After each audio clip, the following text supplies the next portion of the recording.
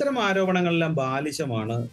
സംസ്ഥാനത്തിന്റെ, പ്രത്യേകിച്ച് രാജ്യത്തിന്റെ തന്നെ വികസനത്തിന്റെ ഭാഗമായി, അല്ലെങ്കിൽ വികസനത്തിന്റെ ഒരു മുന്നണി പടയാളിയായി മുന്നേറാൻ പോകുന്ന സംസ്ഥാനത്തിന്റെ തന്നെ ഏറ്റവും വലിയ ഒരു പ്രൊജക്ടിനെ ആഹ് എങ്ങനെയെങ്കിലും താറടിച്ച് കാണിക്കുവാനോ, കേരളത്തിന്റെ വികസനത്തെയും കേരളത്തിന്റെ വളർച്ചയെയും അത്ര താല്പര്യത്തോടെ അല്ലാതെ കാണുന്ന ഒരു വിഭാഗത്തിന്റെ ഒരു ആഹ് ആ ഒരു ഒരു ഒരു വെറും വില കുറഞ്ഞ ആരോപണമായിട്ട് ഞാൻ ഈ പ്രസ്താവനയെ കാണുന്നുള്ളൂ.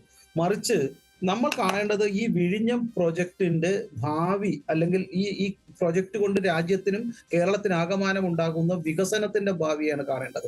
അതല്ലാണ്ട് സ്റ്റേജിൽ ആരിരുന്നു, സ്റ്റേജിന്റെ ഏത് മൂലയിലാണ് ഇരുന്നത്, ഇത്തരം ആരോപണങ്ങൾ രാഷ്ട്രീയത്തിൽ അവരുടെ താല്പര്യം എന്താണെന്നും അവരുടെ ബാലിശമായ ചിന്തകളെ കുറിച്ചിട്ടും അവർക്കെന്നും വില കുറഞ്ഞ രാഷ്ട്രീയം ഏത് വേദിയിലും പ്രചരിപ്പിക്കുവാനുള്ള ആഗ്രഹം, വികസനത്തിന്റെ രാഷ്ട്രീയത്തോടുള്ള ഓക്കെ, വിരോധം. വ്യക്തമാണ്.